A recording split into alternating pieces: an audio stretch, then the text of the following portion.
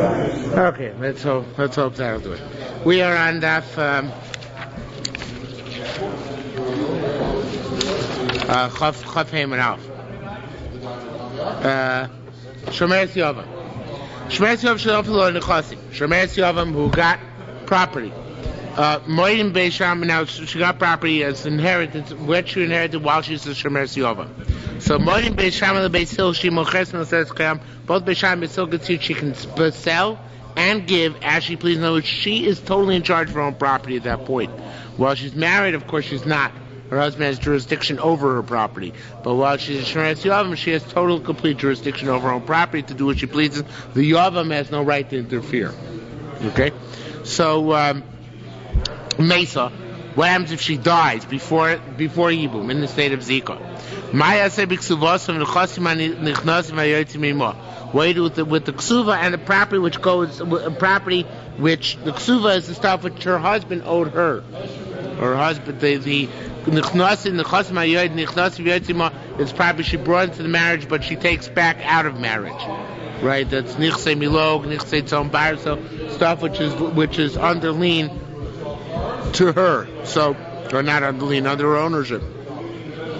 So Beishamai Melchloki Yoshe Ba'am Yosheav. Beishamai says the heirs of her deceased husband should divide with the heirs of her father, because obviously this property is questionable, because the Yevamos is in a questionable state. She's in a twilight zone. Were she fully married, it would belong to her husband. Were she fully single, it would belong to her. So therefore, in that twilight zone of Zika, then you divide it up. Okay? And you don't divide it up equally. Rather, whatever property was in its previous state remains in that state. Ksuvasa, the ksuva which she should have gotten from her husband, right? That goes to the heirs of the husband, right? Now, her ksuva was payable upon her husband's death, right? She became almana. Let's make that clear. She became a widow. True Yevama, but a widow nonetheless. So at that point, her ksuva was payable. Nevertheless, since she died before the ksuva was paid, so therefore it's a question what the status of ksuva is. At the point she died, property she brought into the marriage goes free and clear back to her theoretically. But here she died in the state of Yibum. So therefore it wasn't free and clear.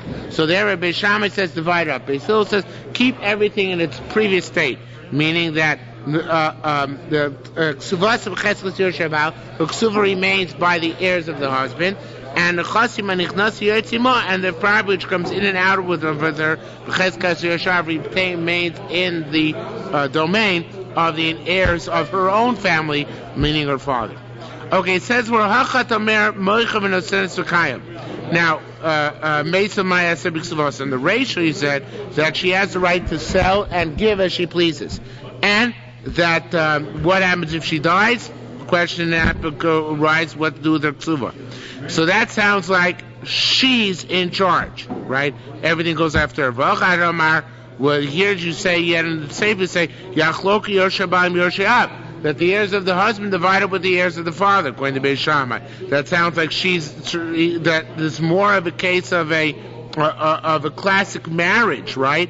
Or it's possible that at best that it's in doubt whether it's a classic marriage or not. But certainly that seems to contradict the ratio. The ratio you gave her total control over property. If you're not sure if she's married or not, how can you just go and say blithely that she has total control over the property? It makes no sense. You can't give her total control. So Rabbi Yochanan said, "Hey, that which you said, that she can give and distribute as she pleases, she can sell and distribute as she pleases. That's when she received the property before she became a Shomeres Yavam, right? That, in other words, she got the property. Well, she's still subject to her first husband, right? But her first husband's not there anymore. So therefore, that is at the point of death of her first husband, that property goes over to her jurisdiction completely. That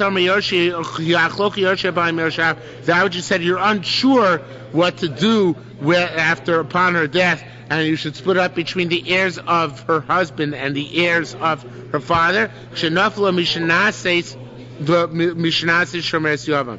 They felt her when she was already a skuka. So therefore there's already a question, perhaps this property has some affinity towards the brothers who were potentially her Yavmin, okay? So when it felt her before the death of her husband and then her husband died, so that at that point it becomes completely hers, at that point of death, right? Where it felt her after the death of her husband, so then it already falls on somewhat, at least to a certain extent, under the jurisdiction of the brothers who now have the right to be Yabim or Cholitzer, and therefore have a certain claim to the property which she takes in. Okay? Can't they say that because she's in a state of Zika for 3 months that everything's in limbo until... Yeah, but she died during that time. She died. Yeah, okay. Well, before she died. Things are... They are in limbo. The question is, when she dies in limbo, what do you do? No, you're right, it's limbo. If there's Yibum, then the new husband takes over all the property completely. If there's Chalitza, he relinquishes all claim, right? But the question is, what happens if she dies in limbo? That's precisely the point. Okay, now what happens in the following case? The property fell to her before she became a Shemeres Yavam. Excuse me. Vasu Peros, and they produced fruit. Mishnat Shemeres Yavam. The property produced income after she became a Shemeres Yavam. So what's with that income? So it says, that's as if it fell to her after the time she became a Shemeres Yavam, and that therefore is divided up between her heirs and the heirs of her deceased husband. Rabbi Zira said, Hahin Yavam da'acha, this Yavam here. The question, the suffix of Beishamai is, the Beit Kibalu, Oeno Kibal. Is he like a husband? Is he not like a husband? In Kibalu, if he's like a husband, he should inherit everything. In Eno Kibal, if he's not like a husband, he shouldn't get anything, right? So therefore, it's a question, so they divide it up. Beis Hillel says no. He's certainly a husband. A Yavam is like a husband, and he should inherit everything. Shekain, because afilu achiv, because even the brother, meaning the brother who just died, in other words, the husband, the original husband,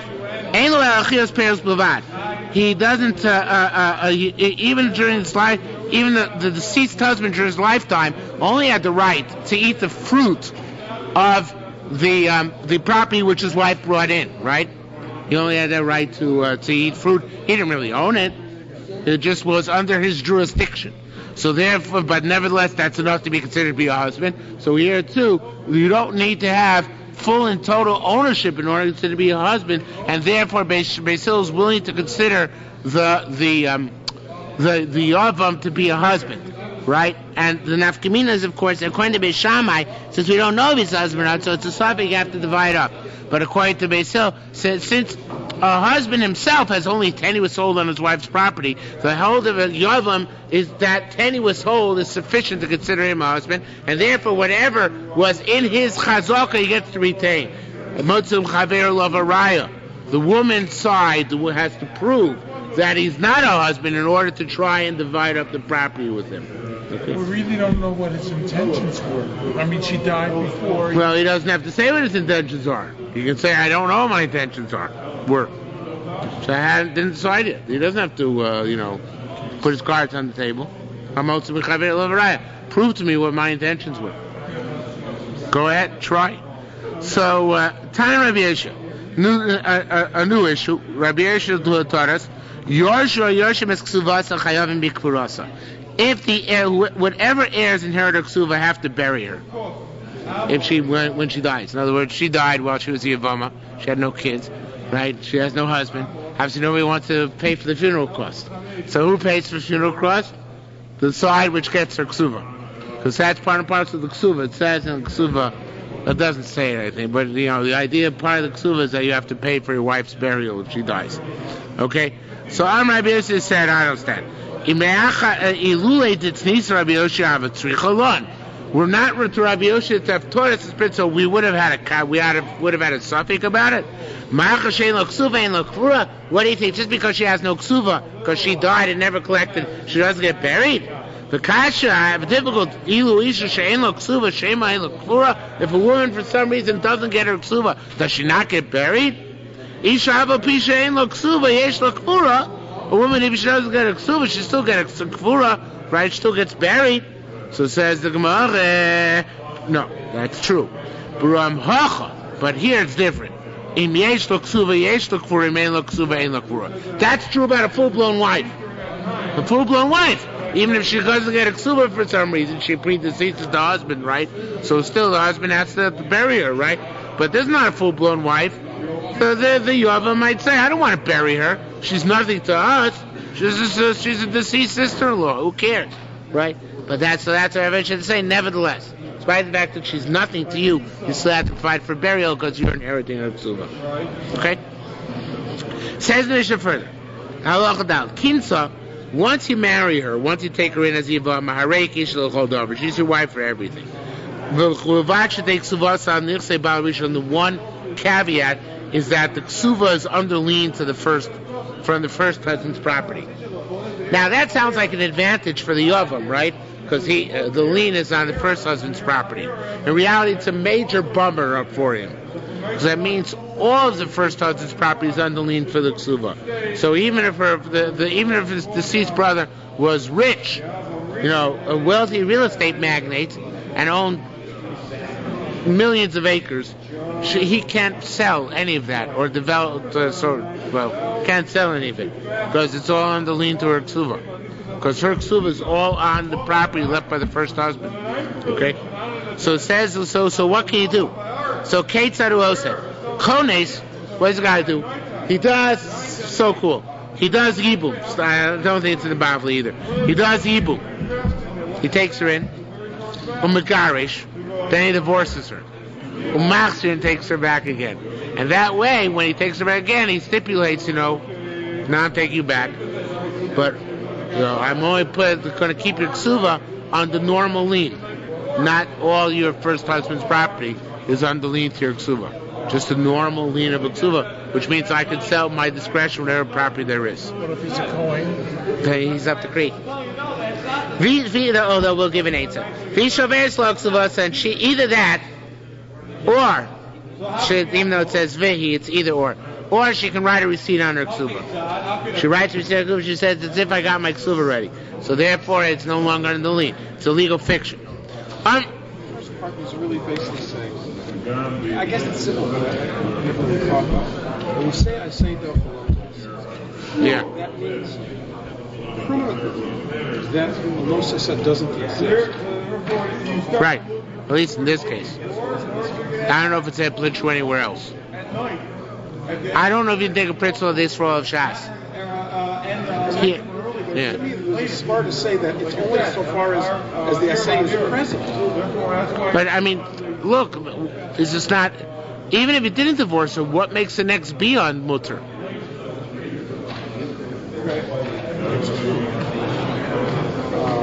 But then it's a matter of, well, the question would be what be after she becomes embarrassed for him. After she has a child. Yeah. Yeah. So obviously it remains mutter. Okay, mutter. But I don't know if you extrapolate for this to any other. I say pushka belosa. I say Torah. Remember, Yerushalmi didn't even speak about Asay Dochalos. I think the Bible actually, which speaks about Asay Dochalos, does bring up a possibility that only the first bia is mutter for Yerushalmi Yevamos. It does discuss it, right? But the Bible, Yerushalmi has not come up. To date, in Shas Yerushalmi, I don't recall ever seeing the words Asay Dochalos. Okay? So it says more, Amr Abiyosef, it says it's starting Tani, right? Tzadi must be surprised. It's either or. Oshover, actually, it's Gemara, it says, Oshover Tzlok Suvasa. Either he divorces her and returns her, or she writes a receipt on her ksuva. Rabbi Zerah said, this won't work. If he takes her as Yavam, is miyabimer, and then he divorces her, and then he takes her back. Only if chidish lo ksuva on the chosav. Only if he gave her a new ksuva is the ksuva on his property. If not, if he just went back to the first ksuva. In other words, the conditions and parameters of original ksuva, then it rolls over. ksuvasa nichse bal rishon, then the ksuva still remains on the property of her first husband. Rabbi Yossi Amar. Rabbi Yossi argues on Rabbi Yosa before also, and Rabbi Yossi says, Shem Rachista Nechista Masnisa Amar Kate. Look at what our Mishnah says. Well, look at what this Brisa says, or Mishnah. I think it's a Mishnah. Look what this Mishnah says. Shamagarish Saisha V'Chzira Amnas Ksuva Rishayna V'Chzira. In other words, he's sustaining. Both Rabbi Zir and Rabbi Yossi are saying the same thing. That's not just enough to divorce her and take her back, because if you divorce a woman and take her back, then the original ksuva rolls over, right? So therefore, it's not sufficient. You have to change the conditions of the ksuva when you take her back in order the ksuva should not roll back over to the previous conditions, being under, so that all of the first husband's property is underlean to it. Right? So again, that's a Mishnah in Ksuvas. He took it back on the condition of the first Ksuva. Says more sof achiyachnis v'garish v'yachzir. So Lamaisa, the Ritbaz here says on the bottom, sof means dafka. The word sof in Yerushalmi very often means dafka. And here's the question: is it dafka until he takes her back? Marries her, divorces her, and takes her back, right?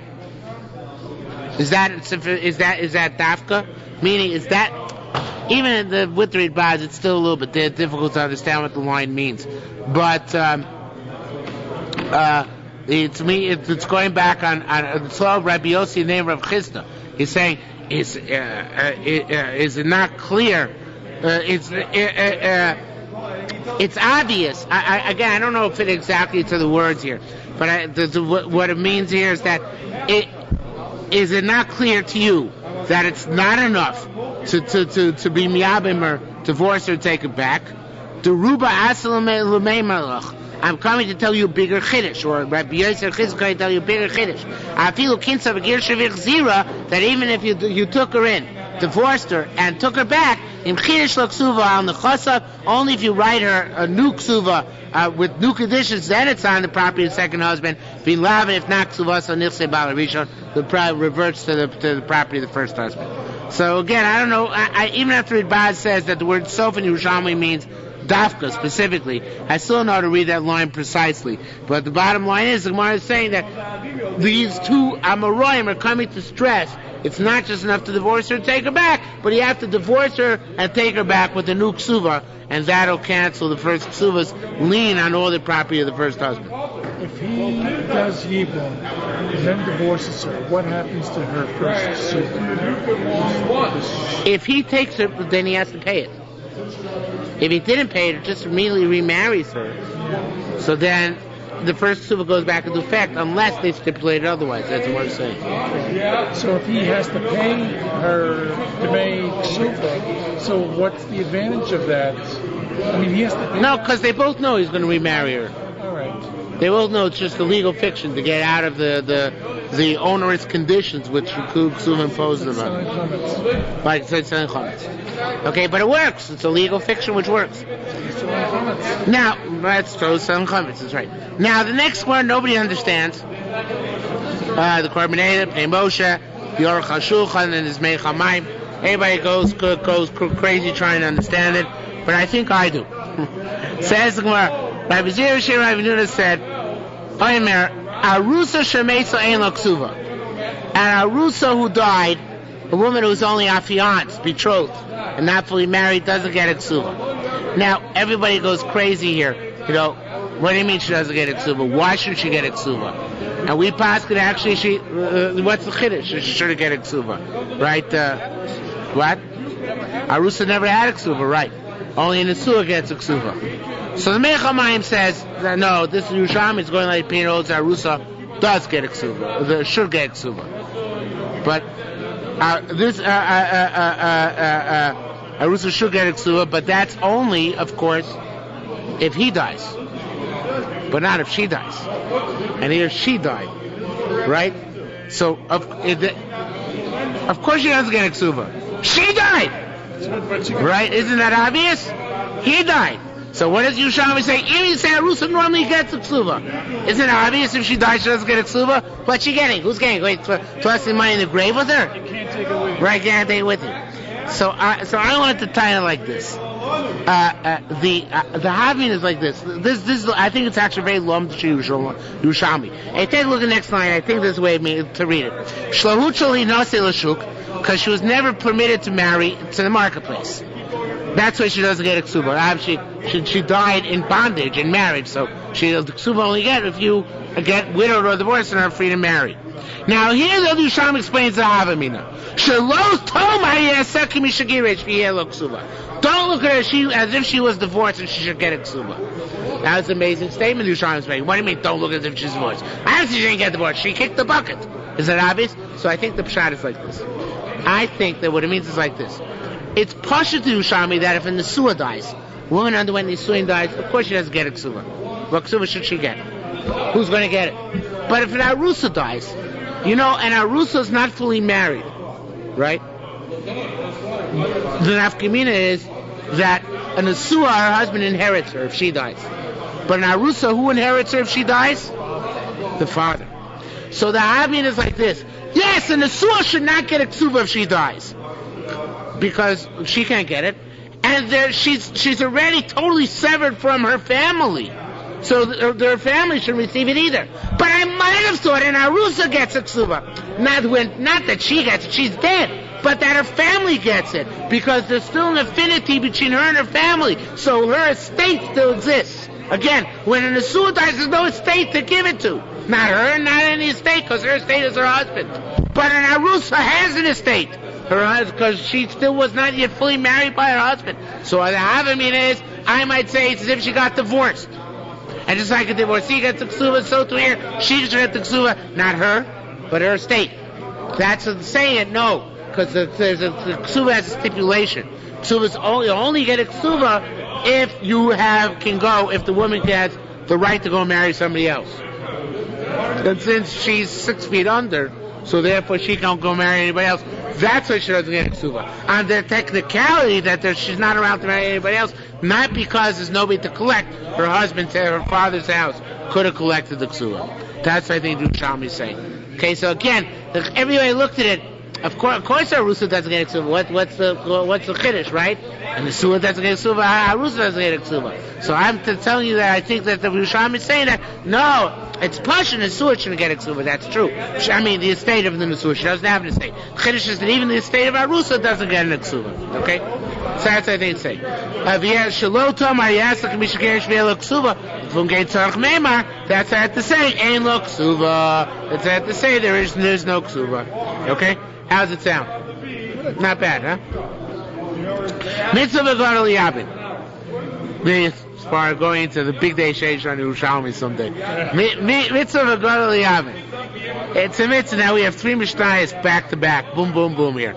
The mitzvah is on the oldest surviving brother to be Yabin. Loratzu, if he doesn't want Malchi and Klachi, you go to all the other brothers. Loratzu, if they don't want, Choser Eitzel Agoro, you go back to the oldest. Normally they say, Alecha mitzvah! It's your mitzvah. Ochalot o Yabin, you got to one or the other. So let's say he tries to throw the ball back in our court.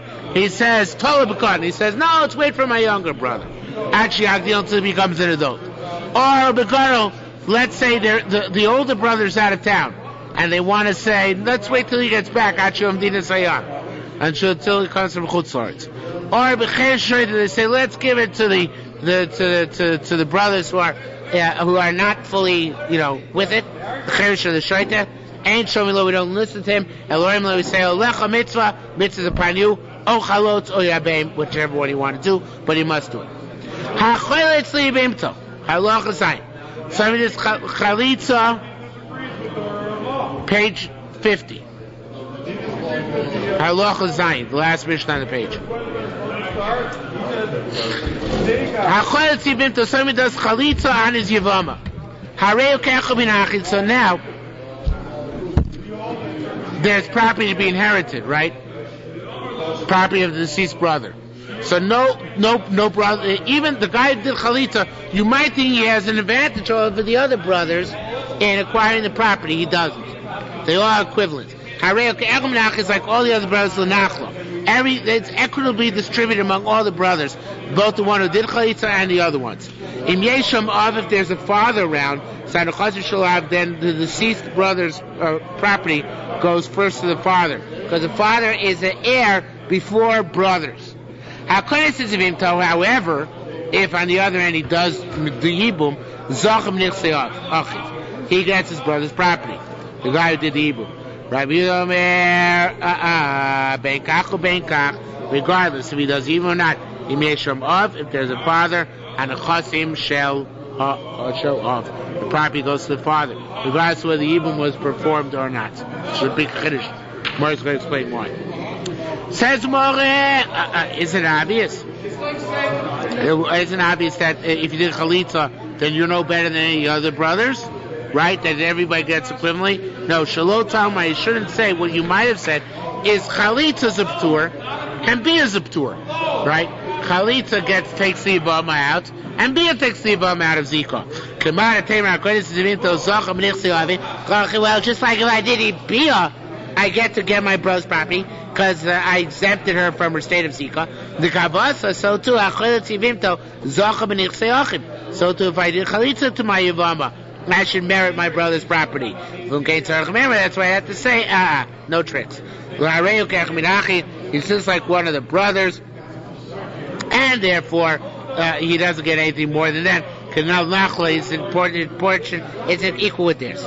Rabbi Shem Shmuel, Rabbi said name of Shmuel.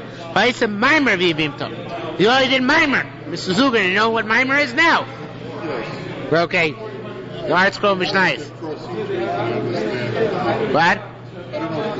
Procedure looks like a regular Jewish marriage, but it doesn't have the same effect, right? Because it's done in Yavama. Okay. But you did a chuppah kiddushin, and the rabbi rented the hall. Okay. That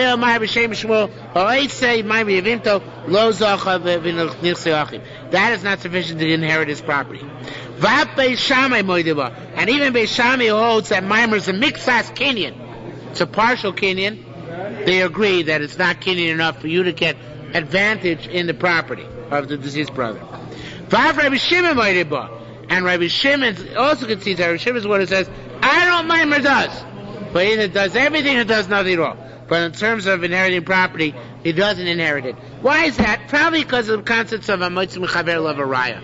In other words, you want to deprive us of our portion in our brother's property by saying you have advantage.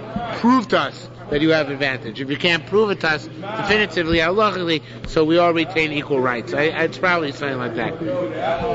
All this says on top of Chavav Amrav v'lo Rabbi Eliezer ben Aruch. There's not Rabbi Eliezer ben Aruch. Rabbi Eliezer ben Aruch, or Rabbi Eliezer ben Aruch holds Hamaimar Konet Kinyan Gomer b'Yavama. Maimar is a complete and total Kinyan by Yavama. So it's a complete and total Kinyan. So of course he holds that the advantage of inheriting property also accrues to the person who did the Maimar. Okay. Hayish Yevamos.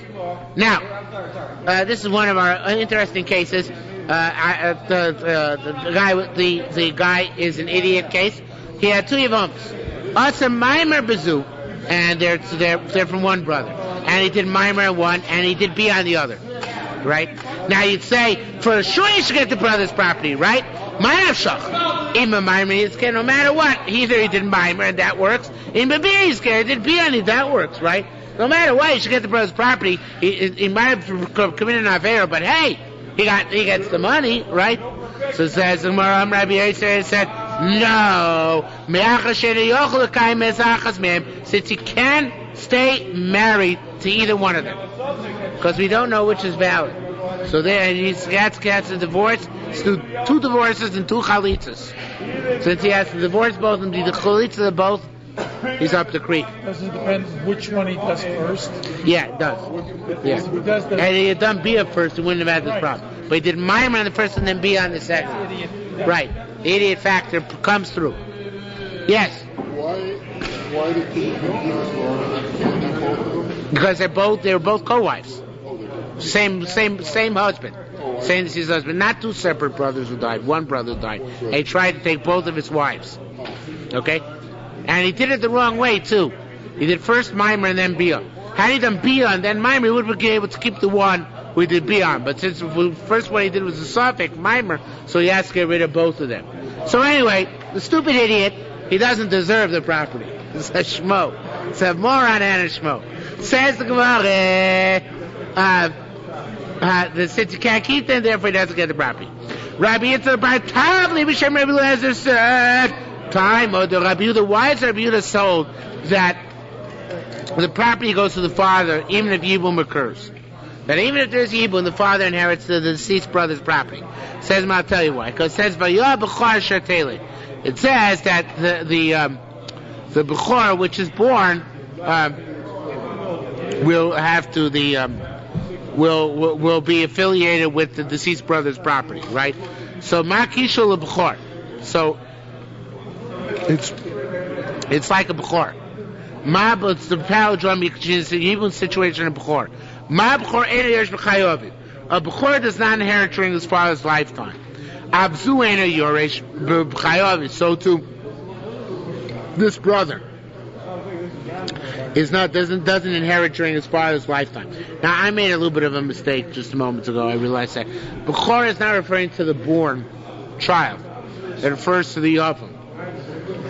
He almost called it B'chor because he always asked the oldest living brother to do the evil. So Yav B'chor is going to the drasha, not the push shot. Pshuto Shemikra is B'chor is going on the kid. But the way Chazal Darshan, Vayah B'chor is going on the brother.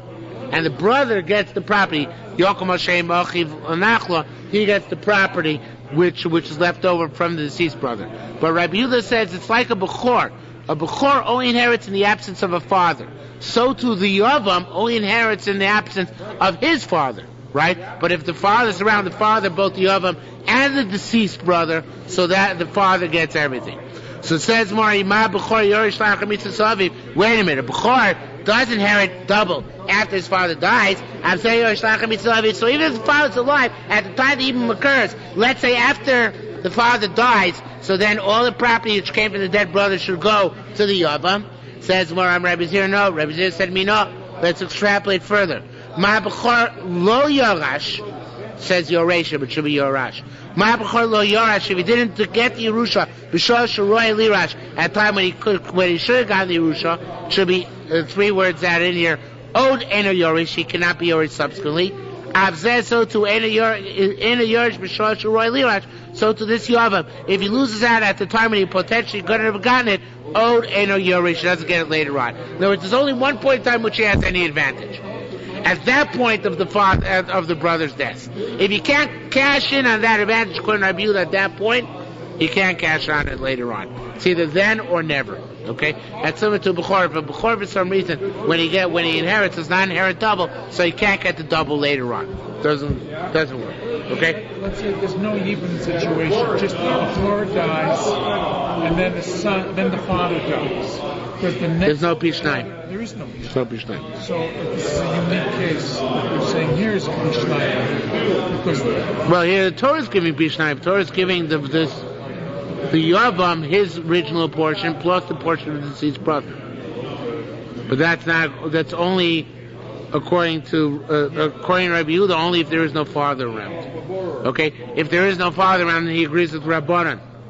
If there is a father, it's Machlokas, Rabbanan holds he still gets, the Yavam gets double, as if he was a B'chor, right?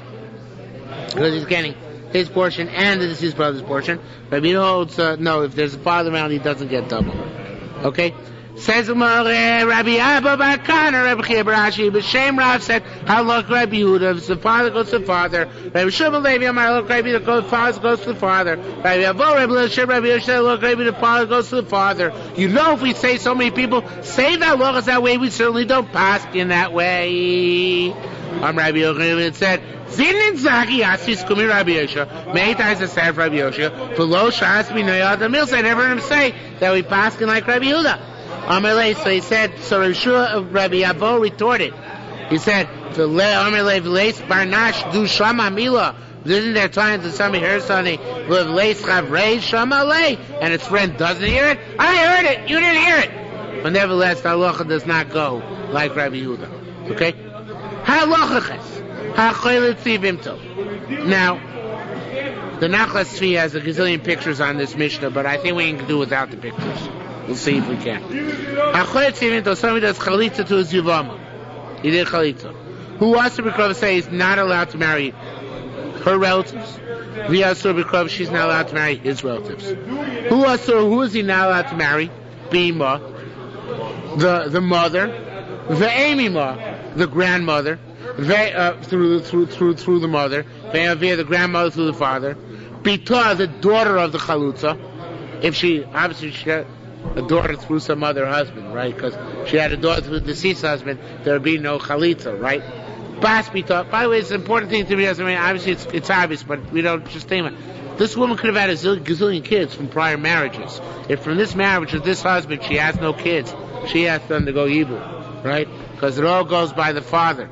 Okay, so this woman could have many other daughters and sons, but nevertheless, there's a yibum situation because this marriage ended childlessly. And this is true. Let's say a woman gets married in her old age. You know, the second marriage after both of them were 75, right? And then she dies. He didn't have any kids. Doesn't have his own kids. She might have many kids from many different marriages, but when he dies, she has to get yibum. Okay, so it just comes out to all such a weird situation. That's why we're discussing something here.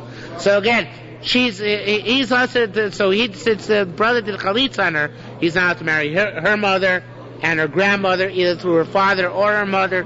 Bebita, the chalutza's daughter. Basbita, her granddaughter, either through her daughter, Basbita through her son. Ba'chosa, now allowed to marry her sister, Bismanchi Kayemet, as long as she's alive. Now, it says here, Achim Mutarim.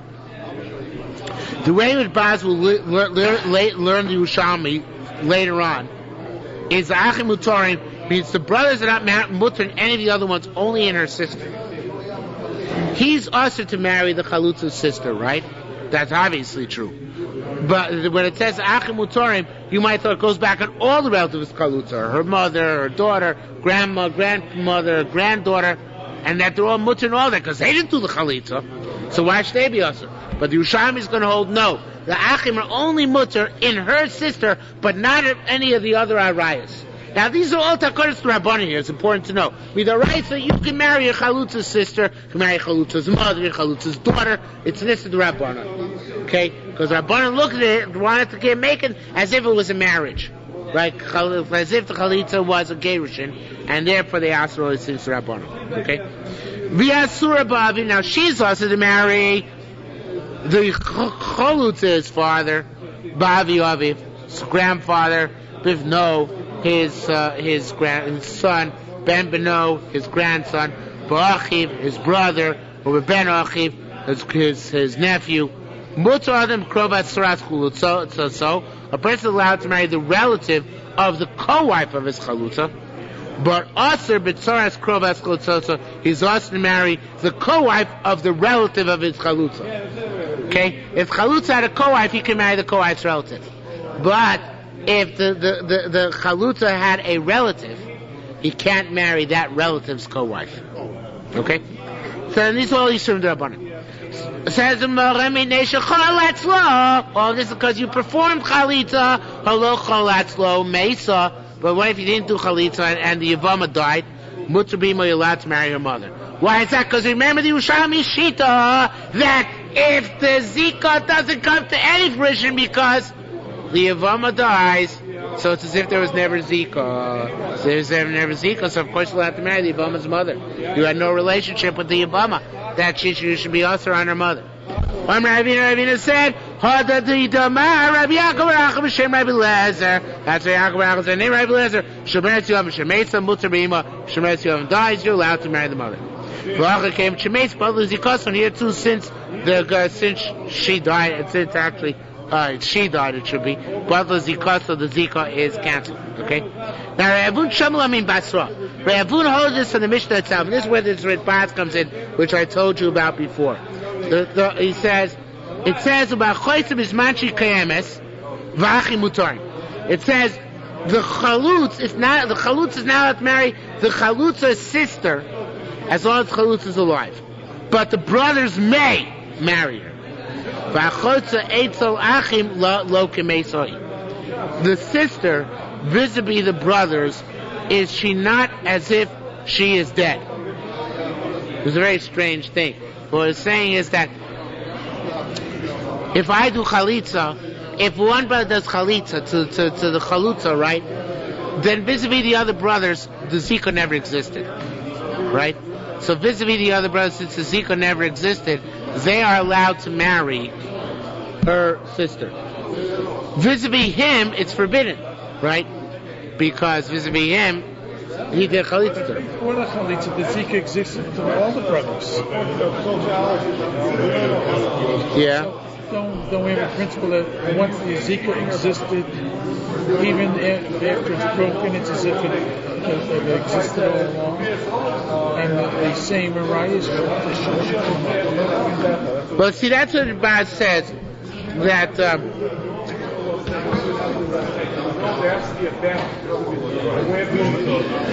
let me just we'll see if I can get as far straight.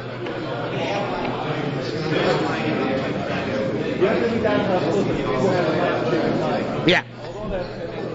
The way that Baz explains, a very nice way of explaining it. He says that once chalitza vis-a-vis the other brothers like death.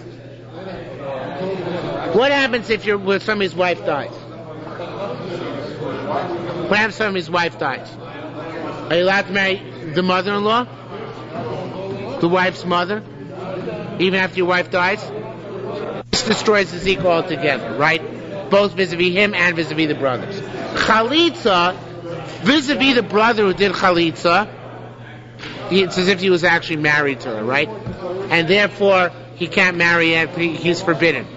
And therefore, while she's alive also, he's forbidden to marry her sister, right? Vis-a-vis the other brothers, the chalitza which is performed is the same thing as if there was a marriage and then a death. Not a marriage and a divorce.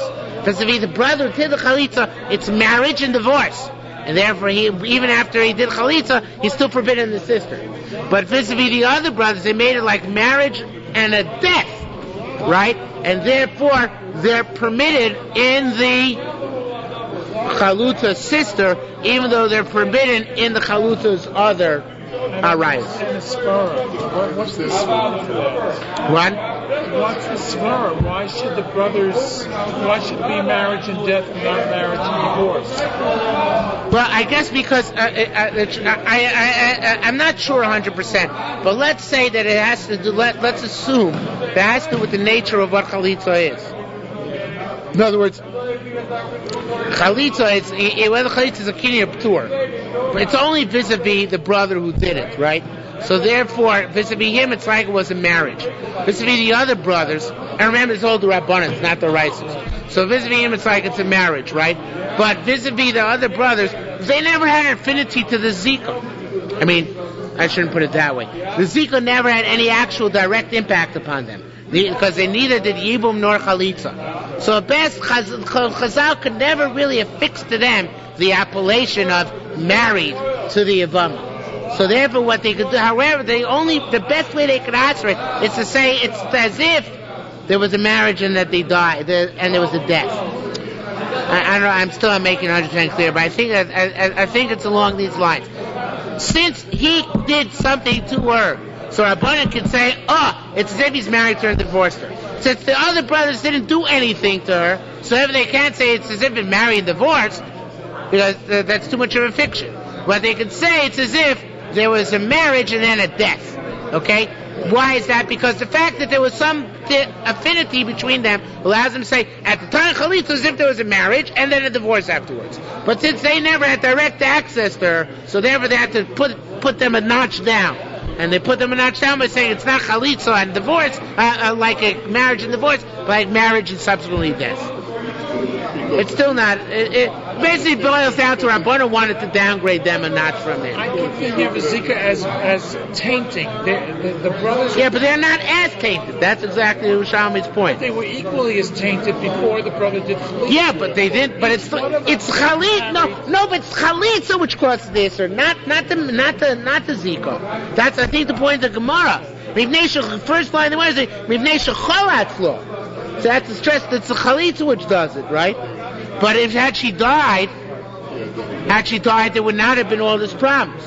And that's why, and Rabbi Abuna is saying, and you can see that alluded to in our Mishnah by seeing that the brothers are downgrading the prohibition a notch from him, right? That vis-a-vis them, it's as if there was a death, not as if there was a divorce. I can see the rationale for the Rabbanan. They want to punish the brother for doing chalitza. No. You should No. And the other brothers. It's because it looks like a divorce. No.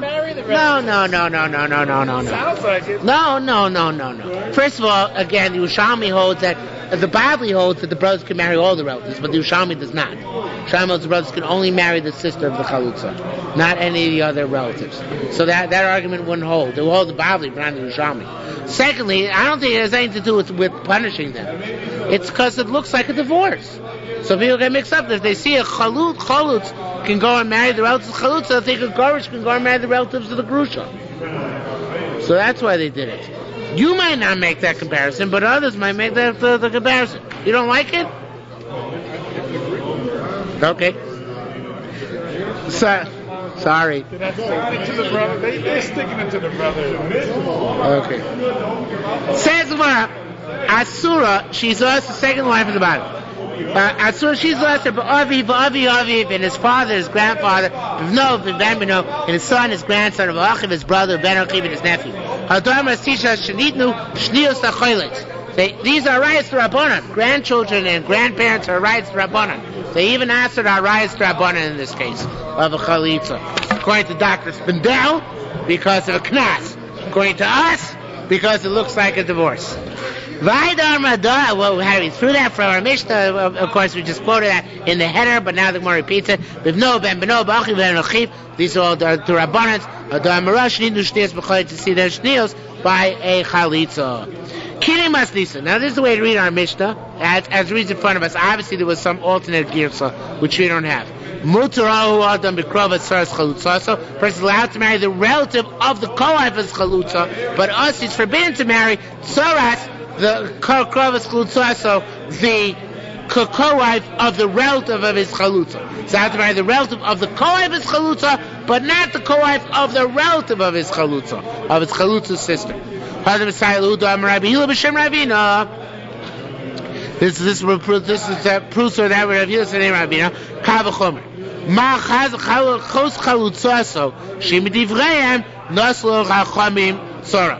That if you have a sister of the chalutza, the Rabbanan, Chachamim gave her a tzara, right? Here we see that. Even though the chalutza, the sister chalutza, it is the Rabbanan, here in our Mishnah it says that there's still a tzara for it. And kan sheyesh isu achiv lo koshkein. And then therefore, since that's case, in a case where you have two brothers married to two sisters, and they fell simultaneously, two brothers married to two sisters who fell simultaneously.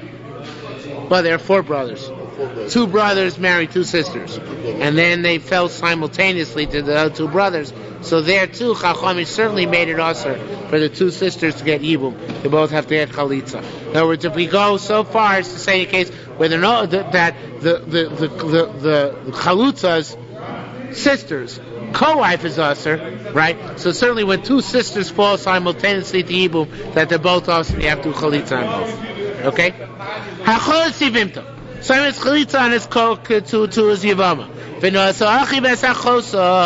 And however, his brother marries her sister. Okay?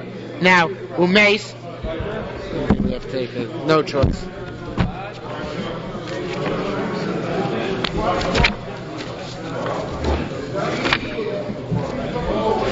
Okay, Rachel and Leah are sisters, right? Reuven was married to Leah. Reuven died. Shimon did chalitza on Leah.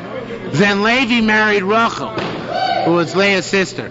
Then Levi died. Serves him right. So of course Shimon has to do chalitza on Rachel, right? Because Rachel is the sister of his chalutza, so he can't do ibum on her, right?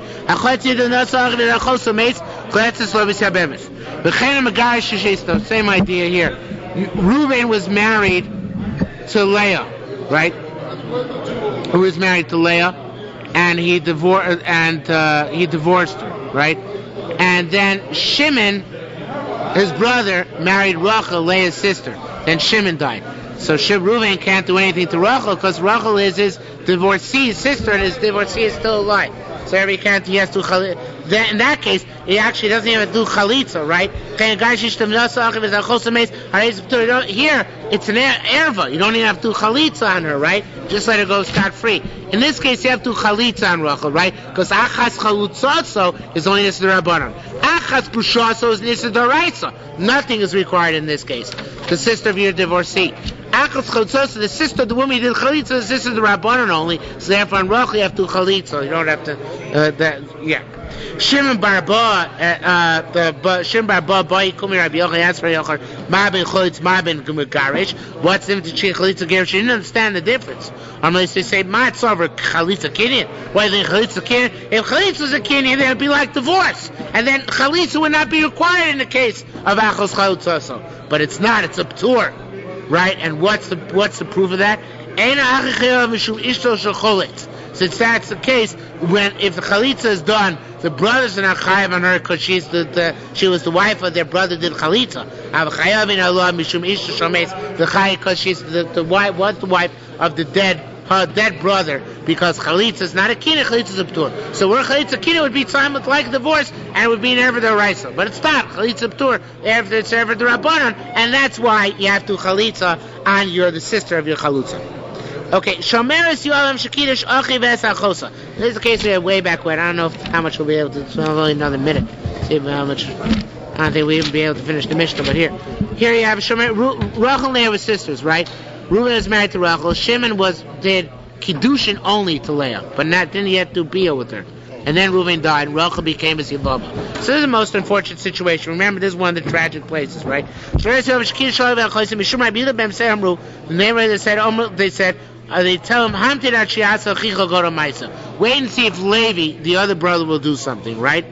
If Levi does chalitza, or Kontu, or marries Rachel, so then Shimon can marry his wife. He's okay.